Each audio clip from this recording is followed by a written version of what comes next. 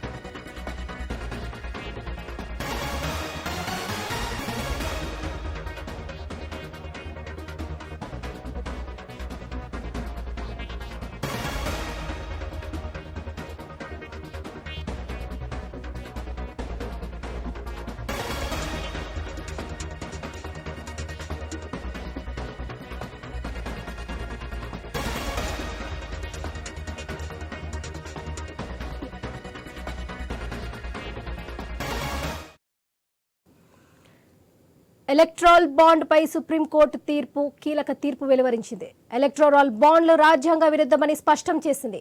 రాజ్యాంగంలోని article 19 clause 1 sub clause ఏతో పాటు సమాచార హక్కు చట్టానికి విఘాతమని తీర్పులో సుప్రీంకోర్టు ధర్మాసనం చెప్పింది.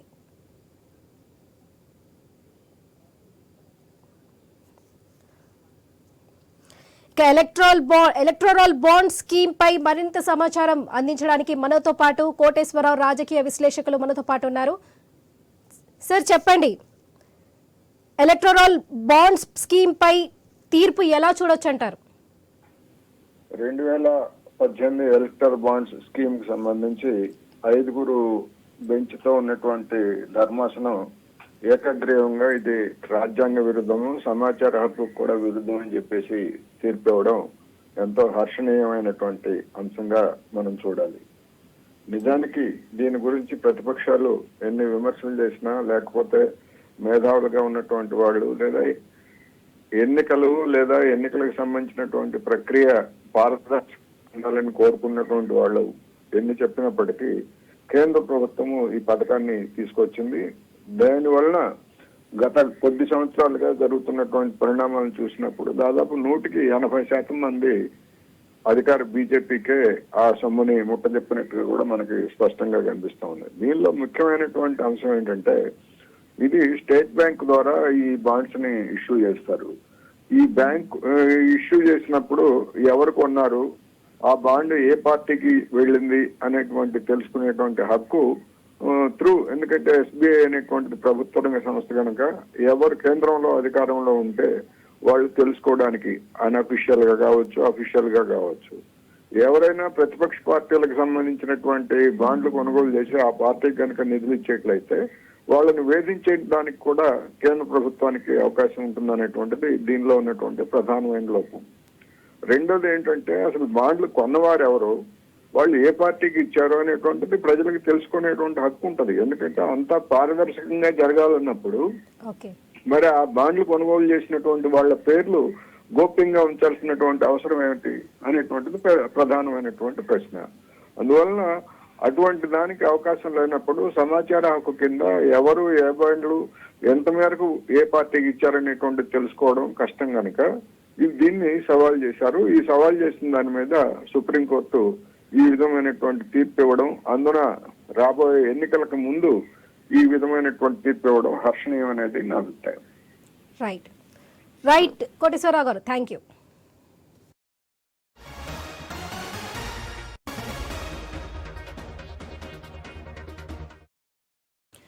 ఎలక్టోరల్ బాండ్లపై సుప్రీంకోర్టు కీలక తీర్పు వెలువరించింది. ఎలక్టోరల్ బాండ్లు రాజ్యాంగ విరుద్ధమని స్పష్టం చేసింది. రాజ్యాంగంలోని ఆర్టికల్ 19 క్లాజ్ 1 సబ్ క్లాజ్ ఏతో పాటు సమాచార హక్కు చట్టానికి విఘాతమని తీర్పులో సుప్రీం ధర్మాసనం చెప్పింది.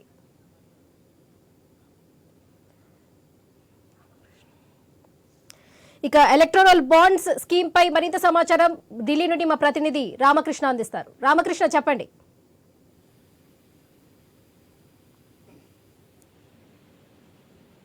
హలో రామకృష్ణ చెప్పండి, ఎలక్టోరల్ బాండ్ స్కీమ్ పై మరింత సమాచారం, తీర్పు ఎలా ఉండొచ్చు అంటారు? అయితే ఈ రోజు రాజకీయ నేతలు ఎవరైతే ఉన్నారో వాళ్ళందరికీ సంబంధించి ఎలక్టోరల్ బాండ్ పై సుప్రీంకోర్టు సర్వోన్నత న్యాయస్థానం తీర్పు ఇవ్వబోతుంది. మరి రాజకీయ పార్టీల ఎలక్టోరల్ బాండ్ పథకంపై ఈ రోజు తీర్పు వెల్లడించబోతుంది సుప్రీంకోర్టు ధర్మాసనం. మరి దీనికి సంబంధించి ఇంతకు ముందే వాదనలు కూడా జరిగాయి ఇటు ప్రభుత్వానికి మధ్య, రాజకీయ నేతలకి మధ్య. మరి ఈ రోజు తీర్పు ఎలా ఏ రకంగా వస్తుంది అనే దాని మీద సర్వత్రా ఉత్కంఠ నెలకొని ఉంది. ఏదేమైనా సరే ఈ ఎలక్టోరల్ బాండ్ అంశానికి సంబంధించి తీర్పుపై మాత్రం రాజకీయ నేతలు, రాజకీయ పార్టీలు, అన్ని రాజకీయ పార్టీలు కూడా ఎదురు చూస్తున్నాయి రాజకీయ న్యాయస్థానం ఎలాంటి తీర్పు ఇస్తుందోనని. మరి ధర్మాసనం ఇవ్వబోయే తీర్పును బట్టి రాజకీయ నేతల భవిష్యత్తు కూడా ఆధారపడి ఉంటుంది. Right Ramakrishna, thank you.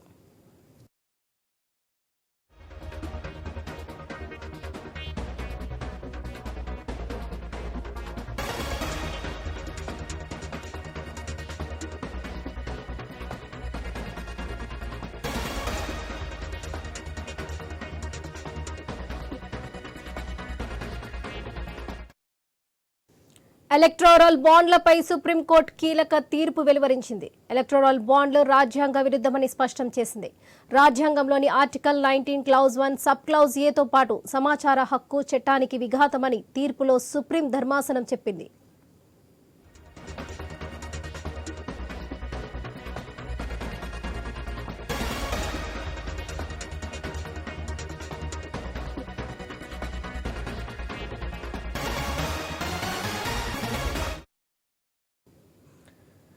Electoral బాండ్లపై సుప్రీంకోర్టు కీలక తీర్పు వెలువరించింది. ఎలక్టోరల్ బాండ్లు రాజ్యాంగ విరుద్ధమని స్పష్టం చేసింది.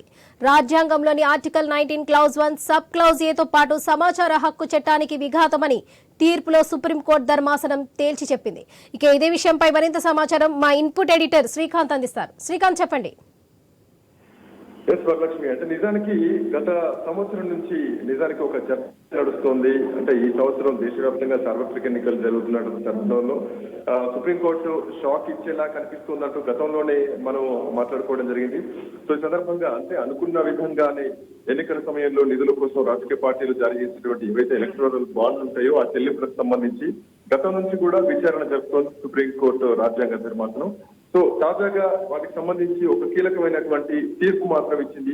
ఎలక్టోరల్ బాండ్లు ఏవైతే ఉన్నాయో అవి రాజ్యాంగ విరుద్ధం అంటూ కూడా చెప్పడం జరిగింది. ఆర్టికల్ 19 క్లాస్ 1 తో పాటు సమాచార హక్కు చట్టం ఏదైతే ఉందో దానికి కూడా విఘాతం కలుగుతుందంటూ కూడా సుప్రీంకోర్టు ఒక సంచలన తీర్పును మాత్రం ఇవ్వడం జరిగింది. అంతేకాదు బ్లాక్ మనీ, నిజానికి ఎన్నికలు వస్తున్నాయంటే బ్లాక్ మనీ చాలా వరకు ఒక వక్ర ప్రవాహంగా పోతా ఉంటుంది. సో ఇట్లా నేపథ్యంలో బ్లాక్ మనీని అరికట్టేందుకు కూడా ఎలక్టోరల్ బాండ్స్ మార్గం ఒకటే కాదు, మార్గాలు కూడా ఉన్నాయి. రాజకీయ పార్టీలకు విరాళాలు ఇవ్వడంలో ఒక క్విడ్ ప్రో క్రో దీని కిందకి వస్తుందంటూ కూడా సుప్రీంకోర్టు ఒక అంటే తీర్పు ఇవ్వడం జరిగింది. అంటే వాట్ ఈస్ అసలు ఫస్ట్ ఆఫ్ ఆల్ చూస్తే కనుక ఎలక్టోరల్ బాండ్ అంటే ఏంటి, దీనికి సంబంధించినటువంటి కొంత ఇన్ఫర్మేషన్ కూడా చెప్పాల్సినటువంటి అవసరం ఉంది. అంటే ఏదైతే ఒక సదరు వ్యక్తి ఎవరైతే ఉన్నారో, సో ఒక ఫర్ ఎగ్జాంపుల్ ఒక ఏ అనే వ్యక్తి ఎవరైతే ఉన్నారో ఆ కేవైసీ కలిగినటువంటి వ్యక్తి పేరుతోటి మరొక వ్యక్తి రాజకీయ పార్టీకి కనుక ఒక 100 కోట్ల రూపాయల విరాళం ఇస్తే, సో అతను దానికోసం ఆ 100 కోట్లను ఒక్కొక్కరి నుంచి 1 కోటి రూపాయల చొప్పున సేకరిస్తే కనుక అది అక్రమం అవుతుంది కదా అంటూ కూడా సుప్రీంకోర్టు ప్రశ్నించినటువంటి సందర్భం. సో కేవైసీ కలిగినటువంటి అకౌంట్ హోల్డర్స్ ఎవరైతే ఉన్నారో వాళ్ళ ద్వారా ఎలక్టోరల్ బాండ్లను కొనుగోలు చేయడం కానీ, అసలు దాతలు అజ్ఞానంలో ఉండటం వల్ల అంటే మనిషి ఎవరో కూడా తెలియకుండా ఉంటుంది. కేవలం రాజకీయ పార్టీలు ఏవైతే ఉన్నాయో వాళ్లకు మాత్రమే తెలుస్తుంది ఎక్కడి నుంచి డబ్బులు వచ్చినాయి అన్నట్టు. సో అట్లాగే ఈ విరాళాలు ఎక్కడి నుంచి వస్తుంది ఏంటి ప్రజలకు మాత్రం ఎక్కడ కూడా తెలియదు. ఇది జస్టిస్ సిజే చంద్రచూడ్ కూడా ఈ అభిప్రాయం చెప్పడం జరిగింది. సో ఇట్లాంటి నేపథ్యంలో ఎన్నికల బాండ్లు ఒక ప్రామిసర్ నోట్ లాంటివి, ఇవి స్టేట్ బ్యాంక్ ఆఫ్ ఇండియాలో కూడా దొరుకుతూ ఉంటాయి. అంటే కేవలం అక్కడే మాత్రమే లభ్యమవుతాయి. వ్యక్తులు కానీ కంపెనీలు కానీ వీటిని కొనుగోలు చేసుకోవచ్చు. అట్లా కొన్నటువంటి వాటిని నచ్చిన రాజకీయ పార్టీలకు విరాళంగా ఇవ్వచ్చు. సో ఇది అంటే ఒక పార్టీ ఫండ్ లాగా దీన్ని మలిచే అవకాశం ఉంటుంది. సో రాజకీయ పార్టీలు తమకు వచ్చినటువంటి బాండ్లు ఏవైతే ఉన్నాయో వాటిని క్యాష్ గా మార్చుకోవడానికి వివిధ కార్యక్రమాల కోసం వీటిని వినియోగించుకుంటా ఉంటారు. సో నేరుగా పార్టీ ఫండ్ కాకుండా ఒక ఇట్లాంటి పద్ధతిలో ఒక ప్రామిసరీ బాండ్ ఏదైతే ఉందో ప్రామిసరీ నోట్ లాగా ఎన్నికల బాండ్లు అనేటివి ఉంటాయని చెప్పడంలో ఎట్లాంటి సందేహం లేదు. సో రాజకీయ పార్టీల విరాళాల విషయంలో పారదర్శకత తీసుకురావాలన్న ఉద్దేశంతో మాత్రమే కేంద్రంలో ప్రస్తుతానికి భారతీయ జనతా పార్టీ అధికారంలో ఉంది. 2018లో ఈ పథకాన్ని అమల్లోకి తీసుకొచ్చింది. అయితే రాజకీయ పార్టీలు ఏవైతే ఉన్నాయో వాళ్ళు రిసీవ్ చేసుకున్నటువంటి ఈ ఫండ్స్ ఏవైతే ఉన్నాయో వాటిని బయటికి చెప్పాల్సినటువంటి అవసరం లేదంటూ కూడా కేంద్ర ప్రభుత్వం ఒక సవరణ కూడా చేయడం జరిగింది 2015లో.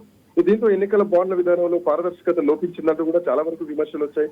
ఈ క్రమంలోనే ఆ పథకాన్ని కూడా సవాల్ చేస్తూ చాలా వరకు పిటిషన్లు కూడా దాఖలయ్యాయి. సో ఓవరాల్ గా చూస్తే గనక దీంట్లో ఈ రోజు కోర్టు ఇచ్చినటువంటి తీర్పు చూస్తే గనక ఎలక్టోరల్ బాండ్లు ఏవైతున్నాయో వాటిపైన వచ్చినటువంటి తీర్పు ఇది ఎలక్టోరల్ బాండ్లే కంప్లీట్లీ అసలు రాజ్యాంగ విరుద్ధం అంటూ కూడా ఇవి సమాచార హక్కు చట్టానికి విఘాతం కలిగిస్తాయంటూ కూడా ఒక తీర్పు రావడం కూడా నిజానికి సంచలనంగా మారింది. అయితే దీంట్లో పిటిషనర్లు ఎవరైతే ఉన్నారో వాళ్ళు కూడా ఒక వాదనను బయటకు తీసుకొచ్చారు. కేంద్రం తీసుకొచ్చినటువంటి బాండ్లు పథకం ఏదైతే ఉందో పారదర్శకత వాటిలో కొరవడ్డదంటూ కూడా వాదన వినిపించింది. అంతేకాదు ఇది ఒక ప్రజాస్వామ్యాన్ని విధ్వంసం చేస్తుందంటూ కూడా వాదన వినిపించింది. అధికార పక్ష పార్టీలకు సమాన అవకాశాలను కల్పించకపోగా దీంట్లో ఎక్కువగా అంటే అవినీతి కూడా జరుగుతుందంటూ కూడా కొంత వాదన బలంగా పిటిషనర్ల దగ్గర నుంచి వినిపించారు. సో అంతేకాకుండా విపక్షాలకు కూడా చాలా పెద్ద మొత్తంలో విరాళాలు వస్తూ ఉంటాయి. సో ఇట్లాంటి నేపథ్యంలో బ్లాక్ మనీని అరికట్టాల్సినటువంటి అవసరం ఉంది. 100 కోట్ల రూపాయలు ఇట్లా బాండ్ల ద్వారా రాజకీయ పార్టీలకు వెళ్తున్నాయి, వాటిని క్యాష్ గా మలుచుకుంటున్నారు అన్నటువంటి ఉద్దేశంతో కేవలం ఎలక్టోరల్ బాండ్స్ మాత్రమే మార్గం కాదు అంటూ కూడా సుప్రీంకోర్టు ఈ రోజు తీర్పు ఇవ్వడం నిజానికి ఒక రకంగా రాజకీయ పార్టీలకు సంచలనమైనటువంటి డెసిషన్ చెప్పడం ఎట్లాంటి సందేహం లేదు లక్ష్మి. ఎస్ శ్రీకాంత్, అయితే బ్లాక్ మనీని అరికట్టడానికి ప్రత్యామ్నాయ మార్గాలు ఉన్నాయని ధర్మాసనం పేర్కొనడాన్ని ఎలా తీసుకోవచ్చు? ఖచ్చితంగా అంటే రాజకీయ పార్టీల నిధుల సమీకరణలో పారదర్శకత ట్రాన్స్పరెన్సీ ఉండాలి అన్న ఉద్దేశంతో ఈ ఎన్నికల బాండ్ల పథకం లక్ష్య సాధన తీసుకురావడం జరిగింది. నిజానికి దీంట్లో కూడా కొన్ని ప్రాబ్లమ్స్ ఉన్నాయి వాస్తవానికి. అంటే ఇందులో ట్రాన్స్పరెన్సీ గానీ సీక్రెసీ గానీ ట్రస్ట్ ఏదైతే ఉందో ఆ విశ్వసనీయత కేవలం కొంతమందికి మాత్రమే పరిమితం అవుతుందంటూ కూడా కొన్ని వాదనలు వినిపించాయి. అంతేకాదు ఇప్పటి వరకు కొన్ని దర్యాప్తు సంస్థలు ఏవైతే ఉన్నాయో ఎస్బీఐ దగ్గర ఉన్నటువంటి ఈ దర్యాప్తు సంస్థలు ఏవైతే ఉన్నాయో వాటి ద్వారా కూడా ఏ రాజకీయ పార్టీకి కానీ ఎవరు ఎంత విరాళం ఇచ్చారు అన్నది కూడా అధికారంలో ఉన్నవారు మాత్రం ఖచ్చితంగా తెలుసుకోగలుగుతారు. ఎందుకంటే వాళ్ళ అధికారంలో ఉన్నారు కాబట్టి ఏ పార్టీ ఏ నాయకుడి దగ్గర ఎంత డబ్బు ఉంది, ఎంత విరాళం ఇచ్చారు, ఎన్ని బాండ్లు ఇచ్చారు, ప్రతిపక్షాలకు కూడా ఎంత ఇచ్చారు అన్నది కూడా ప్రధానంగా అధికారంలో ఉన్న వాళ్ళకి తెలుస్తూ ఉంటుంది. సో అన్ని రాజకీయ పార్టీలకు సమానంగా అవకాశం లేదు. కేవలం అధికారంలో ఎవరు ఉంటే వాళ్లకు మాత్రమే ఇది చూడడానికి అవకాశం ఉంటుంది. సో దీంట్లో ఒక నిష్పాక్షికత మాత్రం అంటే ఒక ట్రాన్స్పరెన్సీ మిస్ అవుతోంది అన్నది కూడా ఈ రోజు ధర్మాసనం చేసినటువంటి కీలకమైనటువంటి వ్యాఖ్యలు. అంటే నిజానికి దీంట్లో కూడా చాలా వరకు రాజకీయ అభ్యంతరాలు వెల్లువెత్తినా గానీ చాలా కాలం నుంచి ఈ అంశం పరిగణలో ఉన్నా గానీ మొత్తానికి బ్లాక్ మనీని అరికట్టడానికి మోరోవర్ ఒక ట్రాన్స్పరెన్సీ ఇందులో మిస్ అవుతోంది, గోప్యత మిస్ అవుతోంది అంటూ కూడా సుప్రీంకోర్టు ఇచ్చినటువంటి తీర్పులో కనిపిస్తోంది. సో ఇంకా చాలా వరకు నల్లధనాన్ని అరికట్టేందుకు మార్గాలు ఉన్నాయి. బట్ రాజకీయ పార్టీలకు విరాళాలు ఇవ్వడం ఒక క్విడ్ ప్రో క్వో కిందికి వస్తుందంటూ కూడా ఈ రోజు సుప్రీంకోర్టు ధర్మాసనం చాలా కీలకమైనటువంటి తీర్పు ఇచ్చింది. అది కూడా గతం నుంచి మనం చూస్తూనే ఉన్నాం. 2022లో కూడా సుప్రీంకోర్టు ధర్మాసనం ఇట్లాంటి తీర్పు ఇవ్వబోతోందంటూ కూడా ఆ రోజు హోల్డ్ లో పెట్టడం జరిగింది. సార్వత్రిక ఎన్నికల సమయంలో ఇట్లాంటి నిర్ణయం వచ్చే అవకాశాలు లేని గతంలో మనం మాట్లాడుకోవడం జరిగింది. సో ఇప్పుడు అనుకున్నట్టుగానే సార్వత్రిక ఎన్నికల ముందు సుప్రీంకోర్టు ఇట్లాంటి తీర్పు ఇవ్వడం మాత్రం రాజకీయ పార్టీలకు కొంతవరకు మింగుడు పడని అంశం అని చెప్పాలి. ఎస్ శ్రీకాంత్, అదే కాకుండా ఎలక్టోరల్ బాండ్లపై సుప్రీంకోర్టు ఇచ్చిన తీర్పు ఆ ఎఫెక్ట్ ఎలా ఉండబోతుంది అంటారు? ఖచ్చితంగా, ఎందుకంటే ఇందులో 2-3 వాదనలు కూడా బలంగా వినిపిస్తోంది. మరి ముఖ్యంగా కేంద్రం ఒక వాదన చేస్తోంది. ప్రపంచ దేశాల్లో ఎన్నికల్లో మరి ముఖ్యంగా ఈ బ్లాక్ మనీ ఏదైతే ఉందో అవన్నీ కూడా బ్లాక్ మనీ ప్రభావాన్ని అడ్డుకోవడానికి ఆల్ ఓవర్ ద వరల్డ్ అన్ని దేశాలు కూడా ప్రయత్నం చేస్తున్నాయి. దాంట్లో మన దేశంలో మరి ముఖ్యంగా ఇప్పటి వరకు చూసుకుంటే కనుక ఈ బ్లాక్ మనీ నరకట్టడానికి చాలా వరకు అంటే ఇప్పటికీ మనం చూస్తున్నాం చాలా వరకు డిజిటల్ పేమెంట్స్ వచ్చేసినాయి. ఆ విధానం కూడా అమల్లో ఉంది. దరిదాపు ఒక 2,38,000 వరకు కొన్ని ఏవైతే కంపెనీస్ ఉన్నాయో అంటే బ్లాక్ కంపెనీస్ ఉన్నాయో వాటి అన్నిటిపైన కూడా కేంద్రం చర్యలు తీసుకుంటోంది. సో ఇది స్వచ్ఛమైన డబ్బే అయినా కానీ రాజకీయ పార్టీలకు విరాళాలు అందేలాగా చేయడానికి ఎన్నికల బాండ్ల పథకం ఆ రూపంలో కేంద్రం తీసుకొచ్చింది, మరో ప్రయత్నం చేసింది. బట్ దీంట్లో చీఫ్ జస్టిస్ ఇన్వాల్వ్ కూడా అయ్యారు. అధికార పార్టీకి అధిక విరాళాలు ఎందుకు వెళ్తున్నాయి అన్నది ఇక్కడ పాయింట్. అంటే దీనికి కారణాలు ఏంటి అన్నది కూడా న్యాయస్థానాలు ప్రశ్నించాయి. ఎన్నికల బాండ్ల ద్వారా సమకూరినటువంటి మొత్తం నిధులు ఏవైతే ఉన్నాయో ఇవన్నీ కూడా ఎన్నికల సంఘం దగ్గర ఉంచి ఆ తర్వాత అన్ని పార్టీలకు సమానంగా పంపిణీ చేయొచ్చు కదా అంటూ కూడా ఆయన సూచించినటువంటి పరిస్థితి. బట్ ఇక్కడ అన్ని పార్టీలకు కాకుండా కేవలం అధికారంలో ఎవరు ఉంటారో వాళ్ళకే వస్తుంది. అట్ ది సేమ్ టైం అధికారంలో ఉన్న వాళ్ళు ఎవరెవరు ఏ పార్టీకి ఎంతెంత అమౌంట్ ఇచ్చారు అన్నది కూడా ప్రధానంగా కనిపిస్తుంది. సో ఏదేమైనా కానీ ఒక పారదర్శక మాత్రం దీంట్లో పోటు ఉంది అన్నది మాత్రం స్పష్టంగా కనిపించింది. అసలు శ్రీకాంత్, ఎన్నికల వేళ రాజకీయ పార్టీలపై ఈ తీర్పు ప్రభావం గట్టిపడుతుందని భావించవచ్చా? ఎస్, అంటే రాజకీయ పార్టీల విరాళాల పిటిషన్ ఏదైతే ఉందో రాజకీయ పార్టీలకు సమకూర్చేటువంటి ఈ తీసుకొచ్చినటువంటి ఎన్నికల బాండ్ల ఈ విధానం ఏదైతే ఉందో దానిపైన సుప్రీంకోర్టు ఈ రోజు ఇచ్చినటువంటి తీర్పు ఖచ్చితంగా రాజకీయ పార్టీలకు కొంతవరకు ఉంటుంది. ఎందుకంటే అందులో ఆ నిధులు ఏదైతే ఉందో రాజకీయ పార్టీలకు అందే నిధులు ఏదైతే ఉందో వాటిలో పారదర్శక తీసుకురావాలన్నది ప్రధానంగా వినిపిస్తోంది. ఎవరైనా కానీ అంటే శ్రీకాంత్ లైన్ లో ఉండండి. In a democracy, so the petitions filed by us have been comprehensively allowed by the Supreme Court. So the assertion of the government was that what will happen to those? So they have also directed the State Bank of India to furnish complete information about who purchased the bonds, who encashed the bonds, and all this information will have to be submitted to the Election Commission, who will have to display it on a public website so that the people come to know who purchased the bonds and who contributed by way of electoral bonds to which political party. So, Hindi So, mein explain Any kar amount specified by the government मैं हिंदी में एक बार बोल देते हैं. देखिए, आज एक बहुत ही महत्वपूर्ण फैसला सुप्रीम कोर्ट ने दिया जिसका कि बहुत लंबा असर होगा हमारी पूरी चुनावी लोकतंत्र के ऊपर. उन्होंने ये इलेक्टोरल बॉन्ड की स्कीम कॉम्प्रिहेंसिवली स्ट्राइक डाउन कर दी है, ये कहते हुए कि इसमें जो एनोनिमस एलिमेंट इन्होंने लाया कि भाई किसी को पता नहीं लगे कि भाई ये इलेक्टोरल बॉन्ड किसने खरीदे और किसको दिए, ये बिल्कुल हमारे जनता के सूचना के अधिकार के खिलाफ है, जो कि एक मौलिक अधिकार है जनता का. और साथ में उन्होंने तो ये जितने भी अमेंडमेंट्स आए थे कंपनीज एक्ट में, इनकम टैक्स एक्ट में, रिप्रेजेंटेशन ऑफ पीपल एक्ट में, सबको रद्द कर दिया है इलेक्टोरल बॉन्ड स्कीम को जो ला रहे थे. दूसरी बात, उन्होंने ये भी बोला है कि ये जो अमेंडमेंट करा गया था कि कंपनीज जो हैं कितना भी पैसा पॉलिटिकल पार्टीज को दे सकती हैं. पहले जो रिस्ट्रिक्शन था कि अपना एनुअल प्रॉफिट से 7.5% से ज़्यादा नहीं दे सकती, वो भी रद्द कर दिया है कि ये हमारे इलेक्टोरल डेमोक्रेसी के खिलाफ है, क्योंकि ये लेवल प्लेइंग फील्ड को हटाता है और बड़ी बड़ी कंपनियों को इलेक्शन इन्फ्लुएंस करने देता है.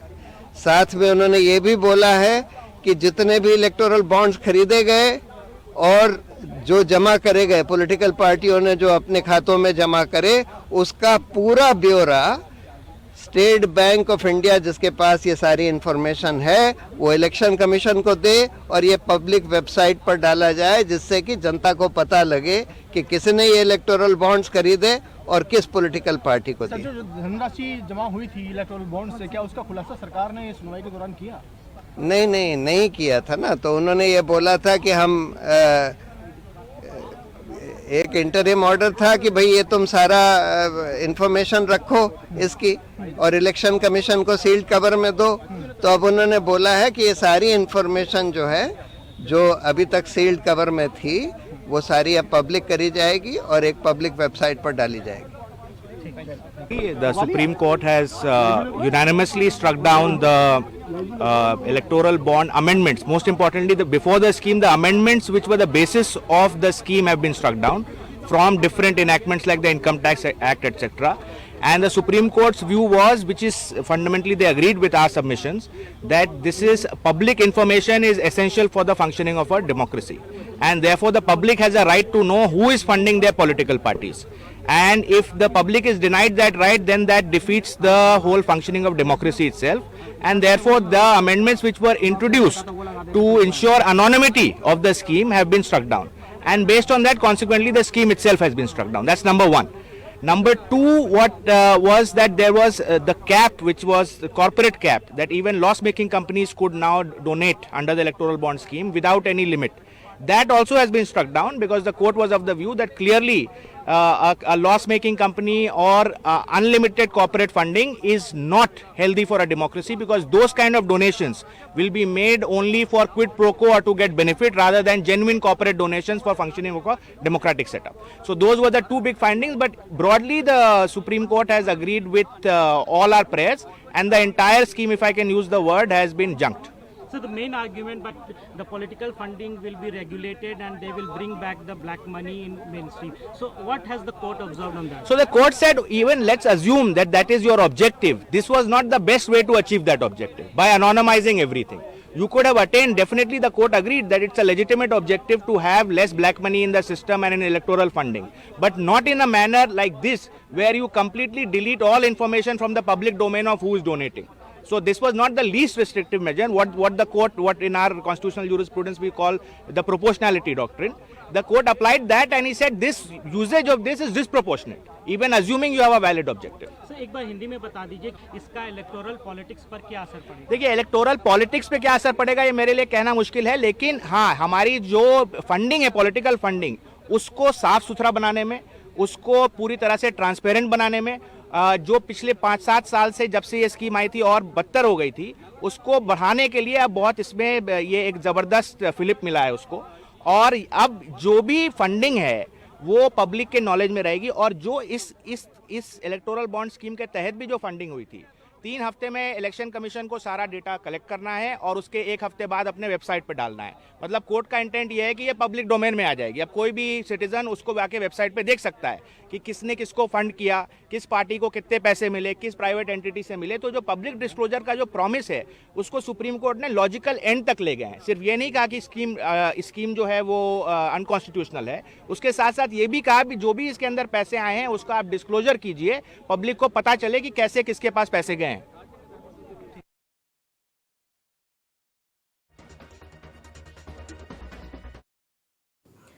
ఎలక్టోరల్ బాండ్లపై సుప్రీంకోర్టు కీలక తీర్పు వెలువరించింది. ఎలక్టోరల్ బాండ్లు రాజ్యాంగ విరుద్ధమని స్పష్టం చేసింది.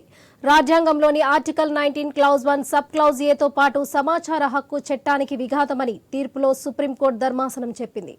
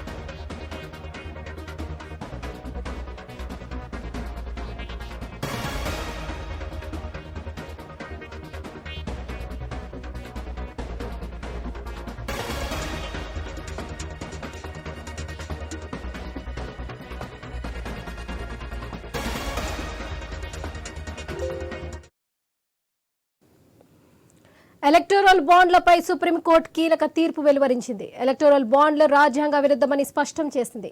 రాజ్యాంగంలోని ఆర్టికల్ 19 క్లాజ్ 1 సబ్ క్లాజ్ ఏతో పాటు సమాచార హక్కు చట్టానికి విఘాతమని తీర్పులో సుప్రీంకోర్టు ధర్మాసనం చెప్పింది.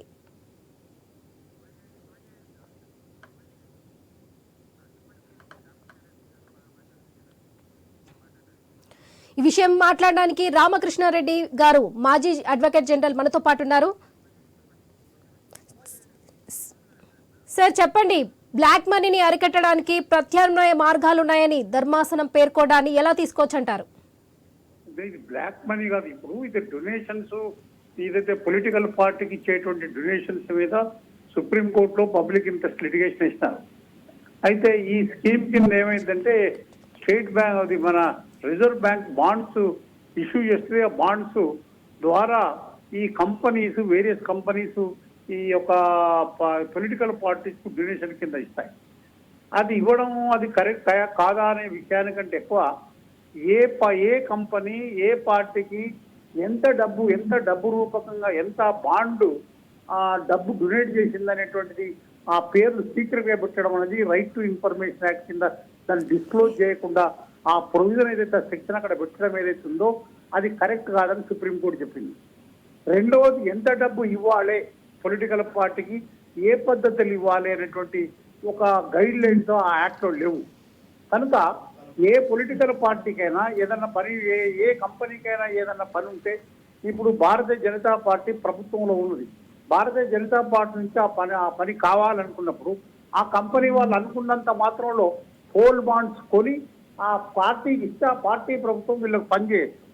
ఈ వివరాలన్నీ లేనప్పుడు రైట్ ఏదైతే సీక్రసీ ఏదైతే ఉన్నదో అదంతా అది ఒక ఈ పబ్లిక్ ఇన్ఫర్మేషన్ యాక్ట్ దానికి వ్యతిరేకం అని చెప్పన్నారు.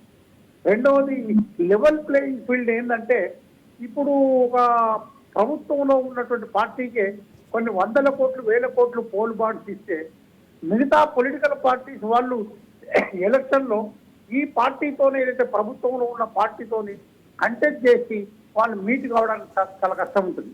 అందుకొకే వాళ్ళు ఏమన్నారంటే ఇప్పుడు సుప్రీంకోర్టు ఏమన్నారంటే ఈ విషయం ఒక పద్దు లేకపోతే లెవెల్ ప్లేయింగ్ ఫీల్డ్ కూడా ఈ ప్రిన్సిపల్ వ్యతిరేకమైంది అన్నారు. అన్ని రకాలుగా ఏదైతే ప్రభుత్వం చట్టంలో రూపొందించిందో అవన్నిటి ఈరోజు సుప్రీంకోర్టు కొట్టేసింది. కొట్టేయడమే కాకుండా ఏమన్నారంటే రిజర్వ్ బ్యాంకు ఇక ఫర్దర్ బాండ్ ఇష్యూ చేయొద్దని చెప్పినారు. ఈ పొలిటికల్ పార్టీ కూడా ఏ బాండ్స్ ద్వారా డబ్బు తీసుకున్నారో ఆ బాండ్ తిరిగి వాపస్ ఇవ్వని కూడా చెప్పినారు.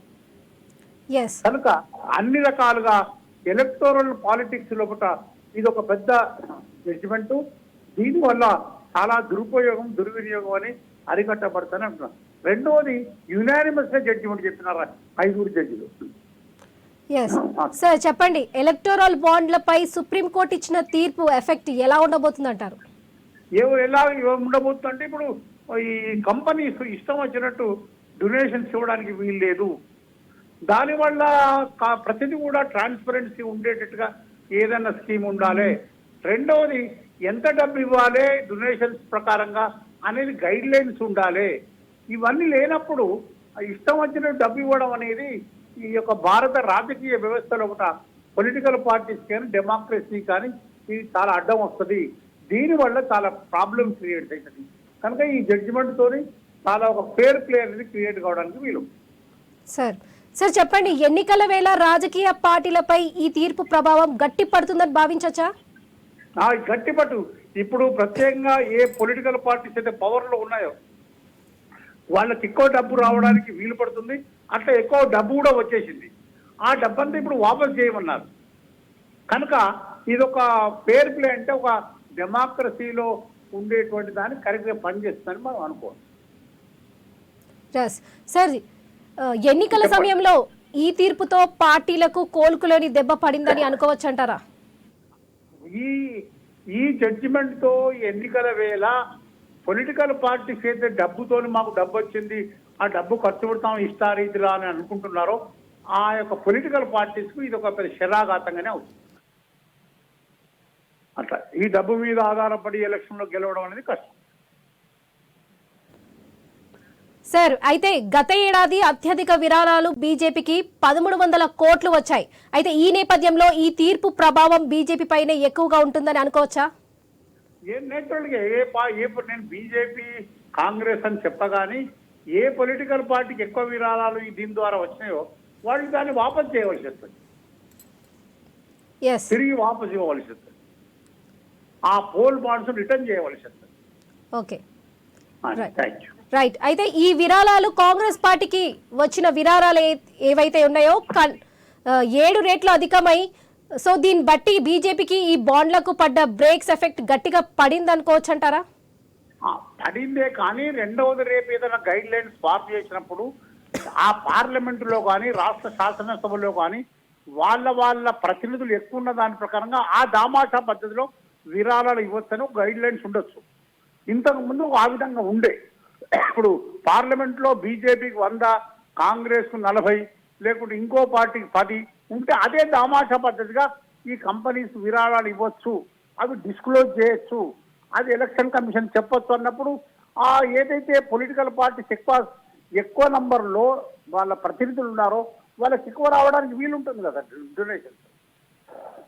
అట్లా ఇప్పుడు ఆ వ్యవస్థ లేదు, ఇప్పుడు ఆ పద్ధతి లేదు. Right sir, thank you.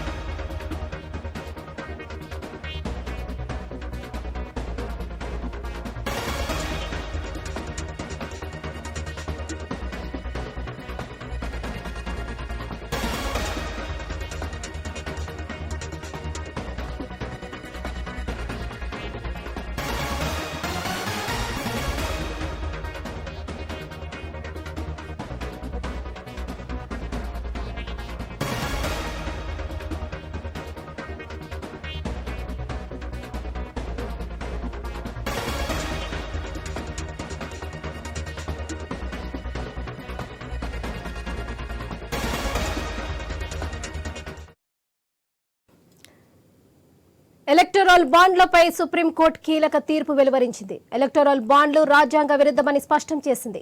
రాజ్యాంగంలోని ఆర్టికల్ 19 క్లౌజ్ 1 సబ్ క్లౌజ్ ఏతో పాటు సమాచార హక్కు చట్టానికి విఘాతమని తీర్పులో సుప్రీం ధర్మాసనం చెప్పింది. ఇక ఇదే విషయంపై రాజకీయ విశ్లేషకులు బండారు రామ్మోహన్ గారు మనతో పాటు ఉన్నారు. సార్ చెప్పండి.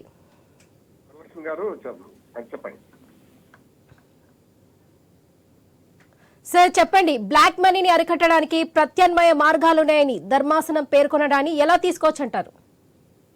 లక్ష్మి గారు, ఏడీఆర్ ఇతర సంస్థలు వేసిన పిటిషన్ మీద పోయిన నవంబర్ 2 నాడు ఏదైతే తీర్పు రిజర్వ్ చేసి పెట్టారో దాన్ని ఇవాళ ప్రకటించింది సుప్రీంకోర్టు ధర్మాసనం, 5 సభ్యుల ధర్మాసనం. అందులో రాజ్యాంగ విరుద్ధమైన అంశాలు ప్రస్తావిస్తూనే ఈ విరాళాల సాధ్యాసాధ్యాలు అధికార పక్షానికి లాభం కలిగించే చర్యలు ఎట్లా ఉంటాయో విశదీకరించింది. ఇప్పుడు మొదటగా ఈ 19 క్లాజ్ 1 ఏదైతే న్యాయవాదికి నేను చెప్తున్నాను, భావ ప్రకటన స్వేచ్ఛకు అట్లాగే భావ విస్తృతికి ఇది విరుద్ధంగా ఉందని చెప్పి క్లాజ్ ఏతో పాటు సమాచార హక్కు చట్టానికి కూడా, ఆర్టీఐ చట్టానికి కూడా వ్యతిరేకంగా ఉందని తీర్పిచ్చారు. అట్లాగే బ్లాక్ మనీ అరికట్టడానికి అనే ఒక సాకు చెప్తున్నారు, ఇది పూర్తిగా అసంబద్ధమైంది, బ్లాక్ మనీ అరికట్టడానికి పనికిరాదు కూడా అన్నారు. ఎందుకంటే గతంలో 2 జిమ్మిట్లు చేసింది ఇప్పుడు కేంద్ర ప్రభుత్వం. బ్లాక్ మనీ అరికడతామని చెప్పి నోట్ల రద్దు, ఇది పెద్ద నోట్ల రద్దు చేసింది, అది విఫలమైంది. ఇది కూడా ఏదైతే రాజకీయ పార్టీలకు ఎన్నికల బాండ్ ఎలక్టోరల్ బాండ్స్ అన్నారో ఇది క్విడ్ ప్రో కోకు దారితీస్తుంది కూడా. అంటే నీకు ఇది నాకు అది అనే దాని దారితీస్తుంది. పరస్పర ప్రయోజనాలు ఆశించి పారిశ్రామిక అధిపతులు, కొన్ని కంపెనీలు అధికారంలో రాజకీయ పార్టీలకు సహకరిస్తాయనే దాన్ని కూడా స్పష్టం చేసింది. ఇది ఒక మాట చెప్పుకోవాలి. గతంలో వరలక్ష్మి గారు మనకు నెహ్రూ ప్రధానమంత్రిగా ఉండగా మీకు ఒక పని చేస్తానని చెప్పి పార్టీ కోసమే విరాళం తీసుకున్న ఫైనాన్స్ మినిస్టర్ ఆనాడు బర్తరఫ్ చేశారు నెహ్రూ గారు. అట్లానే బంగారు లక్ష్మణ్ గారు బీజేపీ జాతీయ అధ్యక్షుడిగా ఉన్నప్పుడు 1 లక్ష రూపాయలు పార్టీ కోసం విరాళం తీసుకొని డెస్క్ లో వేసుకున్నందుకు ఆయన పదవి కోల్పోయారు.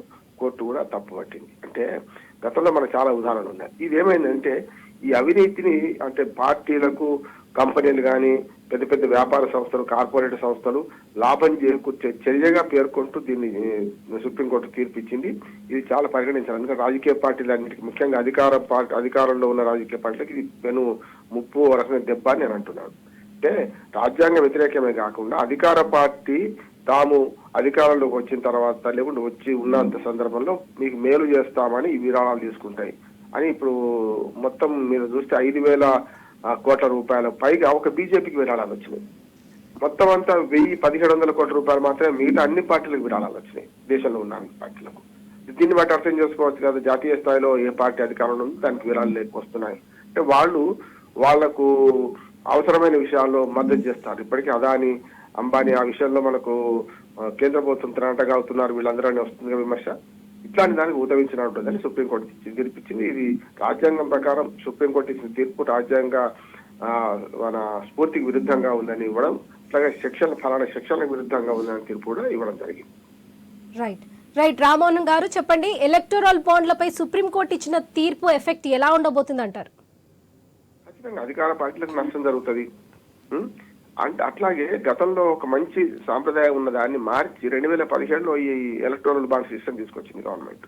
ఇందులో బాండ్స్ తీసుకోవడం తప్పు కాదు, కానీ మాకు ఎవరిచ్చారు అని వెల్లడించడానికి వీలు లేదు అనేది సమాచార హక్కు చట్టం ప్రకారం ఇది దాని స్ఫూర్తికి విరుద్ధం అని చెప్పి సుప్రీంకోర్టు తీర్పిచ్చింది.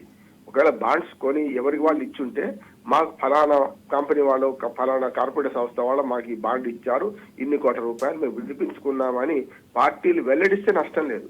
పార్టీలు వెల్లడించాల్సిన అవసరం లేదు అనే క్లాస్ పెట్టుకున్నారు. 2017లోనే చేసుకున్నారు. ఇది తప్పని సుప్రీంకోర్టు అన్నది. అంటే మీకు ఏ కంపెనీ, ఏ కార్పొరేట్ సంస్థ, ఎవరు యజమాని, ఎవరు మీకు విరాళం ఇచ్చిండ్రు అని మేము చెప్పడానికి అవసరం లేదు అన్న క్లాస్ పెట్టుకున్నారు చూడండి. దానివల్ల వస్తుంది సమస్య. అంటే చాలా మంది అధికార పార్టీకి ఇస్తే ఇంకో పార్టీ వాళ్ళు అడుగుతారు అని భయపడి ఇవ్వరు అనే దాంతో చేసిండ్రు. ఇందులో ఇంకొక మాట చెప్పాలి. సుప్రీంకోర్టు జడ్జి సుప్రీం ప్రధాన న్యాయమూర్తి చంద్రచూడ్ ఏమన్నారంటే, ఒకవేళ బాండ్స్ ఇవ్వదలుచుకుంటే ఎన్నికల కమిషన్కి ఇవ్వచ్చు కదా బాండ్స్ అని అన్నారు. అప్పుడు తుషార్ మెహతా ఆయన ఒక మాట అన్నారు, సార్ అప్పుడు ఎవరు ఇవ్వరు, అసలు ఎలక్షన్ కమిషన్ కంటే ఒక్క రూపాయి కూడా రాదు, అంటే రాజుగారి భోజనంలో పాల్పోయామంటే అందరూ నీళ్లే పోసినట్టు అవుద్దని కూడా ఒక ఉదాహరణ చెప్పారు ఆయన. అందుకని నేను ఏమంటున్నానంటే, ఈ బాండ్స్ ను ఎవరిచ్చారు, ఎంత మాకు వచ్చింది చెప్తున్నారు, కానీ ఎవరిచ్చారు చెప్పడానికి అభ్యంతరాలు ఉన్నాయి. చట్టంలోనే వాళ్ళు కొన్ని నిబంధనలు పెట్టుకున్నారు కనుక ఇది కరెక్ట్ కాదన్నది. ఆర్టీఏ చట్టానికి వ్యతిరేకం ఇది. ఏ పార్టీకి ఎవరు విరాళం ఇచ్చారు తెలపాలని. గతంలో ఒక విధానం మనకి ఏముందంటే 20,000 కంటే ఎక్కువ విరాళాలు ఎవరైతే ఇస్తారో దానికి చట్టబద్ధత కల్పిస్తూ దానికి చెక్ రూపంగా ఇవ్వాలని గతంలో నిబంధన ఉంది మనకి ఎలక్ట్రానిక్ బాండ్స్ రాకపోతే. కానీ చాలా మంది ఏం చేస్తున్నారు, చాలా పార్టీలు 20,000 లోపు విరాళాలు నగదుగా ఇవ్వచ్చు. కనుక నగదు ఇచ్చే వివరాలని ఎక్కువ మంది చూపిస్తున్నారు. మాకు నగదుగా వచ్చినాయి 10,000, 20,000, 4,000 ఇట్లా ఇచ్చారండి.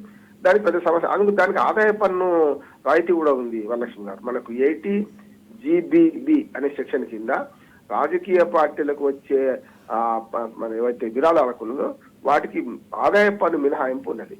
అది ఆసరా చేసుకొని చాలా మంది చిల్లర విరాళాలు ఇచ్చినట్టు చూపించుకొని దాని నుంచి వాళ్ళు ఆదాయ పన్ను మినహాయింపు పొందుతున్నారు. అది కూడా అక్రమమే అని గతంలో మనకు ఎలక్షన్ కమిషన్ పేర్కొని ఏం చేసిందంటే, మీరు 20,000 లోపు విరాళాలు ఎక్కువ మంది తీసుకుంటున్నారు, 20,000 దాడితే చెక్ రూపంగా చేయాల్సి వస్తుంది కనుక దానికి ఆదాయ పన్ను కట్టడం, ఎక్కడి నుంచి వచ్చింది ఆదాయం చూపించడం జరగాల్సి వస్తుంది. కనుక ఇది కూడా విరుద్ధమే అని కూడా గతంలో ఎన్నికల కమిషన్ చాలాసార్లు పేర్కొన్నది. అంటే ఇది ఒక పెద్ద విషవలయం. అంటే ఎన్నికల్లో రాజకీయ పార్టీలకు ఖర్చు తప్పదు. ఆ ఖర్చును లీగల్ గా ఖర్చు పెట్టాలంటే లీగల్ గా విరాళాలు చూపించాల్సి వస్తుంది. చూపించడానికి అక్రమ మార్గంలో వచ్చిన విరాళాలు చూపించకుండా ఉండడానికి మాత్రమే ఈ ఎలక్టోరల్ బాండ్స్ అన్ని పెట్టుకున్నారు. కనుకనే జాతీయ స్థాయిలో ఉన్న అధికారంలో ఉన్న పార్టీకి ఎక్కువ వచ్చినాయి. మొత్తం పార్టీలకు కలిపి అందులో 3వ వంతు కూడా రాలేదు విరాళాలని వాదన. ఇలా సుప్రీంకోర్టు టెక్నికల్ అంశాలే పట్టించుకుంది వరలక్ష్మి గారు. ఒకటేమో 19th క్లాజ్ ఏ దానికి విరుద్ధంగా ఉందని అంటే మనకు వెల్లడించకపోవడం. రెండోది ఆర్టీఐ చట్టం ప్రకారం ఏదైతే విరాళాలు ఎక్కడి నుంచి వచ్చినాయి, ఆ ఎలక్టోరల్ బాండ్ ఎవరిచ్చారు అని చెప్పకపోవడం, ఈ రెండింటి వల్ల వస్తున్నది. అందుకని గతం నుంచి ఇప్పటిదాకా కూడా అక్రమ డబ్బుతోనే రాజకీయ పార్టీలు తమ కార్యకలాపాలు నడుపుతున్నాయి. ఎవరో ఇచ్చిన డబ్బుతో నడుపుతున్నారు. అందుకని వాటి ఆర్థిక మూలాలు దెబ్బతినకుండా చట్టాలు సొంతంగా చేసుకుంటున్నారు. కనుక ఇది విరుద్ధము, రాజ్యాంగ విరుద్ధం అని తీర్పిచ్చింది. రైట్ సార్, అయితే చెప్పండి, ఎన్నికల వేళ రాజకీయ పార్టీలపై సుప్రీంకోర్టు ఇచ్చిన తీర్పు ప్రభావం గట్టి పడుతుందని భావించొచ్చంటారా? ఖచ్చితంగా. ఇప్పుడు 2024 పార్లమెంట్ ఎన్నికలు వస్తున్నాయి వరలక్ష్మి గారు. పార్లమెంట్ ఎన్నికలకు ముందే తీర్పు ఇవ్వాలని స్పష్టంగా మన పిటిషనర్స్ పేర్కొన్నారు. దానికి అనుగుణంగానే అప్పుడు అక్టోబర్లో వాదనలు జరిగినాయి, 3 రోజులు వాదనలు జరిగినాయి. తర్వాత నవంబర్ 2 నాడు వాయిదా వేసిన తీర్పు ఇవాళ రావడానికి ప్రధాన కారణం అదే. అంటే రేపు 2024 ఎలక్టోరల్ బాండ్స్ ను మొత్తం సంవత్సరం అంతా విడుదల చేయరు. కొన్ని డేట్లు పెట్టారు. ఆ 15 రోజులు 20 రోజులు టైం పెట్టి ఆ రోజుల్లో SBI విడుదల చేస్తుంది ఈ బాండ్స్ ను. ఆ విడుదల చేసిన బాండ్స్ ను కొనుక్కొని ఏ పార్టీకోనైనా నగదు రూపంలో ఇచ్చినట్టే ఆ బాండ్ ఇచ్చేస్తున్నారు. దాంతో ఏమవుతుందంటే ఈ ఎన్నికలప్పుడు ఈ బాండ్స్ ఎక్కువ కొనుగోలు చేసి ఈ కార్పొరేట్ సంస్థలు, ప్రభుత్వంతో లాభపడ్డ సంస్థలు, భవిష్యత్తులో లాభపడదాం అనుకున్న సంస్థలు కూడా ఆయా ప్రభుత్వాలకు ఆ పార్టీలకు విరాళాలు ఇస్తున్నాయి. దీన్ని ఆపినట్టే లెక్క. రేపు 2024లో ఒక రకంగా చెప్పాలంటే అన్ని అధికార పార్టీలు ఈ ఒక రకంగా ఆర్థిక సంక్షోభంలో కూరుకుపోతాయి అనుకుంటున్నాం. ఇప్పటికే సంపాదించిన డబ్బుతో ఖర్చు పెడతారు, కానీ భవిష్యత్తులో నిలవలేకుండా అయిపోయింది వాటికి. అందుకనే శాశ్వతమైన పరిష్కారం సూచించాలి వరలక్ష్మి గారు. కేవలం తీర్పు ఇచ్చింది టెక్నికల్ కారణాలతోనే. మరి రాజకీయ పార్టీలు మనగాలు కానీ విరాళాలు కావాలి కదా, ఎక్కడి నుంచి రావాలి విరాళాలు? మరి గతంలో లాగా స్వచ్ఛంగా రూపాయి 2 రూపాయల విరాళాలు ఇచ్చి గెలవడం కష్టం. ఇవాళ కోట్ల రూపాయల ఖర్చులు, వేల కోట్ల రూపాయలకు ఖర్చును ప్రభుత్వాలు పార్టీలు భరించాల్సి వస్తున్నాయి కనుక నిజంగా ఆదాయం లేకుండా పార్టీలు మరి ఎన్నికల్లో పోటీ చేయాలంటే మన జాలవు కదా. ఇప్పుడు ఉదాహరణకు 90 లక్షల రూపాయలు మన ఆంధ్రప్రదేశ్, తెలంగాణ అయితే 90 లక్షల రూపాయలు ఎంపీ ఖర్చు పెట్టే అవకాశం ఉంది లీగల్ గా. అట్లాగే మనకు ఎమ్మెల్యేలకైతే 40 లక్షల వరకు ఖర్చు పెట్టుకునే అవకాశం ఉన్నది. ఈ 40-80 అభ్యర్థి పెట్టుకుంటారు. కానీ పార్టీలు అంటూ హెలికాప్టర్లు తిరగడం, ఇవాళ ప్రచార సార్లు కూడా మారిపోయింది కదా వరలక్ష్మి గారు. ఇప్పుడు స్టార్ క్యాంపెయినర్స్ అంతా హెలికాప్టర్లు తిరుగుతున్నారు. మరి పొద్దున తొందరగా అందరినీ ఓటర్లను కలుసుకునే అవకాశం కావాలంటే ఎక్కువ చేస్తున్నారు. దీనికి పరిష్కారం కూడా ఉంది వరలక్ష్మి గారు. ఇప్పుడు బహిరంగ సభలు పెట్టి బహిరంగంగా అందరిని కూర్చుని పెట్టి జనాన్ని సమీకరించి బీరు బిర్యానీ డబ్బులు పొట్లాడిచ్చి బీరు బిర్యానీ పొట్లాడిచ్చి ఈ రకంగా చేసే బదులు అమెరికా లాగా కొన్ని అభివృద్ధి చెందిన దేశాల్లోగా ప్రచారాన్ని ఎలక్ట్రానిక్ మీడియా ద్వారా చేసుకునే అవకాశం ఉన్నది. దాన్ని ఎందుకు ప్రోత్సహిస్తలేరు అని నేను అడుగుతున్నాను. ఉదాహరణకు మీకు మన దూరదర్శన్ ద్వారా అన్ని గుర్తింపు పొందిన పార్టీలకు, అంటే మీకు జాతీయ ఎన్నికల కమిషన్ గుర్తింపు పొందిన పార్టీలకు కానీ, రాష్ట్ర ఎన్నికల కమిషన్ గుర్తింపు పొందిన పార్టీలకు కానీ స్లాట్స్ కేటాయిస్తున్నారు. ఒక్కరు కూడా స్లాట్ వాడుకోవడం లేదు వరలక్ష్మి గారు. అంటే ఎన్నికల ప్రచారానికి బహిరంగ సభలే కావాలి, మద్యం పంచాలి, బిర్యానీ ప్యాకెట్లు ఇవ్వాలి, 500-1000 రూపాయలు ఒక్కొక్క వ్యక్తికి ఇచ్చి ట్రాన్స్పోర్ట్ భరించి తీసుకురావాల్సి వస్తుంది. ఇది పెద్ద ఖర్చు అవుతుంది. ఇట్లా కాకుండా మీరు దూరదర్శన్ ద్వారా కానీ ప్రైవేటు ఛానళ్లలో, ఇప్పుడు మన ఛానల్ లాంటి ప్రైవేటు ఛానల్లో కూడా ఎన్నికల ప్రచారం చేసుకోవడానికి ఆయా రాజకీయ పార్టీలకు వచ్చిన ఓట్ల శాతాన్ని బట్టి ఎన్నికల కమిషన్ మనకు టైం కేటాయిస్తుంది. అది ఎందుకు వాడుకోవడం లేదు అంటే ప్రజలను మభ్యపెట్టడానికి, డబ్బు ద్వారా, దశకం ద్వారా ప్రలోభ పెట్టడానికి బహిరంగ సభలు పనికొస్తున్నాయి. కనుక ఈ తీర్పు ఒక రకంగా ప్రజాస్వామ్యానికి మంచిది అంటున్నారు.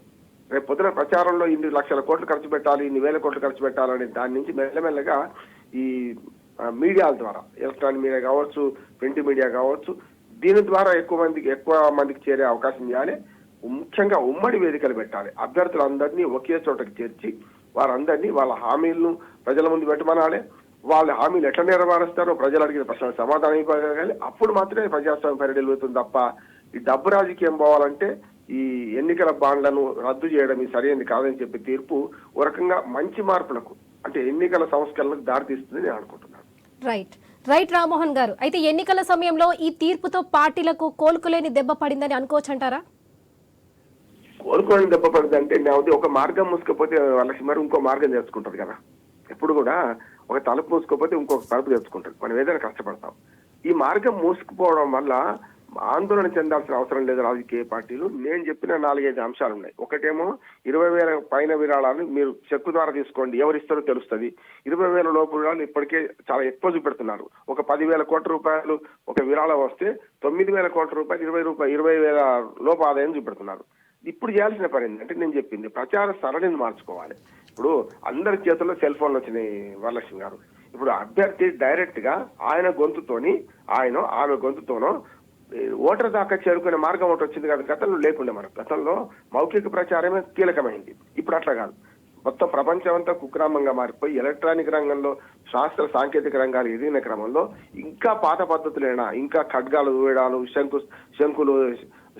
శంఖ నినాదాలు, ఈ రకంగా మనకు గదలు పట్టుకోవడము, ఇవి ఇంకా చెల్తున్నాయి. ఇవి కరెక్ట్ గా ఉంటున్నారు. సాధ్యమైనంత వరకు అభ్యర్థులు ప్రజలను ఓటర్లను చేరుకోవడానికి సెల్ ఫోన్ మార్గం ఉంది, ఎలక్ట్రానిక్ మీడియా మార్గం ఉంది, సోషల్ మీడియా అంతకన్నా పెరిగిపోయింది, సోషల్ మీడియా మార్గం ఉంది.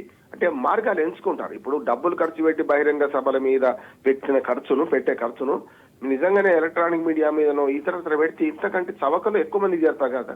అందుకనే వాళ్ళకి ఒక రకంగా ఇప్పుడు దెబ్బే కావచ్చు, కానీ దీని ద్వారా ప్రత్యామ్నాయ మార్గం వెతుక్కుంటారు అంటున్నాను. అట్లాగే వరలక్ష్మి ఎన్నికల సంస్కరణ కూడా కొన్ని కావాల్సి ఉన్నది. అంటే ఇప్పుడున్న మన first pass the post system అంటే FPTP అంటారు. అంటే ఒక్క ఓటు ఎక్కువ వస్తే గెలుస్తాడు, ఒక ఓటు తక్కువ వస్తే ఓడిపోతారు కదా.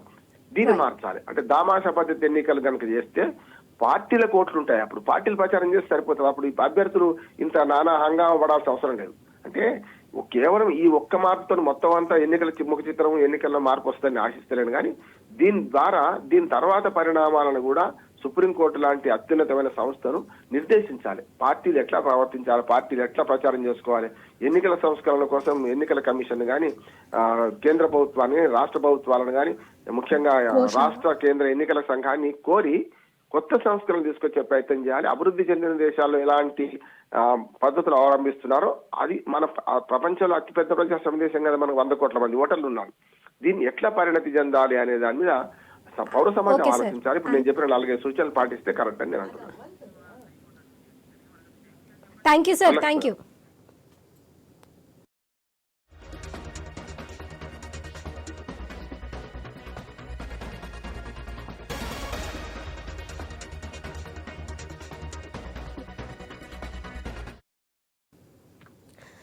ఎలక్టోరల్ బాండ్లపై సుప్రీంకోర్టు కీలక తీర్పు వెలువరించింది. ఎలక్టోరల్ బాండ్లు రాజ్యాంగ విరుద్ధమని స్పష్టం చేసింది. రాజ్యాంగంలోని ఆర్టికల్ 19 క్లాజ్ 1 సబ్ క్లాజ్ ఏతో పాటు సమాచార హక్కు చట్టానికి విఘాతమని తీర్పులో సుప్రీంకోర్టు ధర్మాసనం చెప్పింది. ఇదే విషయంపై మరింత సమాచారం మనతో పాటు ఉన్నారు హైకోర్టు అడ్వకేట్ శ్రీనివాస్ గారు. శ్రీనివాస్ గారు చెప్పండి.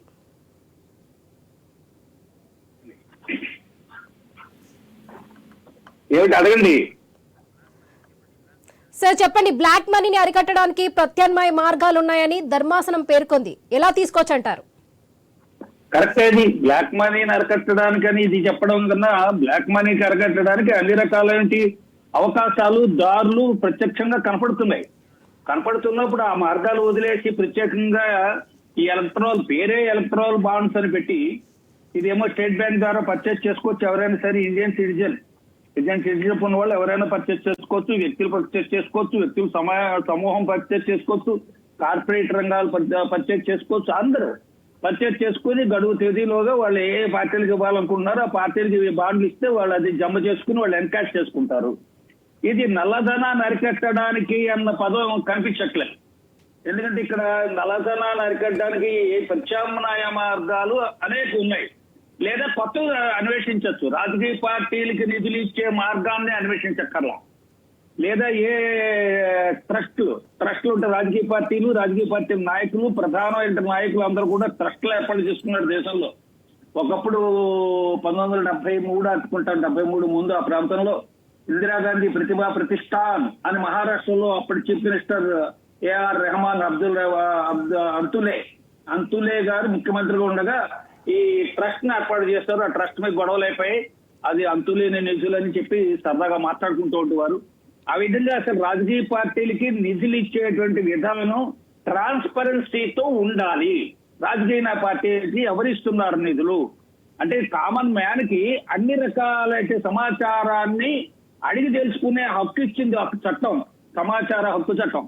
సమాచార హక్కు చట్టంలోంచి దీన్ని పూర్తిగా పక్కకు పెట్టి అంటే సమాచార హక్కు చట్టం దీనికి వర్తించకుండా చేస్తే అప్పుడు ఈ ఎలక్ట్రానిక్ బాండ్స్ యొక్క ప్రధానమైన ఉద్దేశం ఏదో నల్లధనాలు అరికట్టాలనుకున్నప్పుడు ఎలా అరికడుతుందని కట్టలేదు.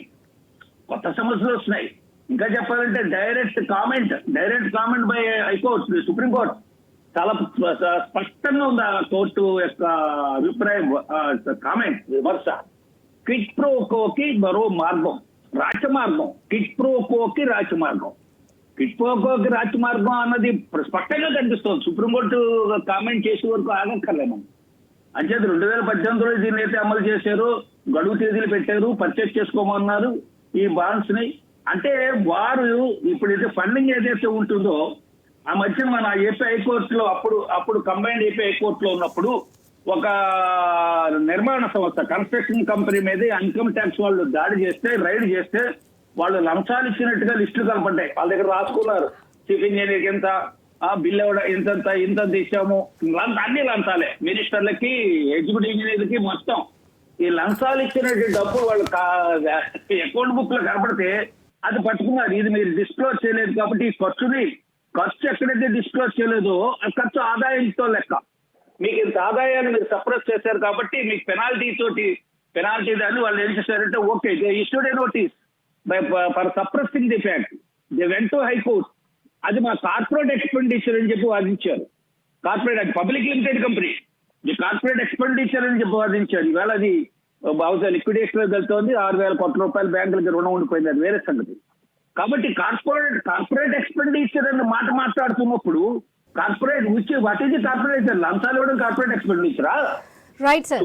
మన ఏపీ కోర్టు కూడా అది కాదండి. అలాగే ఇక్కడ సుప్రీంకోర్టు అన్ని విధాలుగా అన్ని కోణాల్లోంచి దీన్ని పరిశీలన చేసింది. అన్ని కోణాల్లోంచి, ఇదేదో ఒక్క కోణాల్లోంచి కాదు.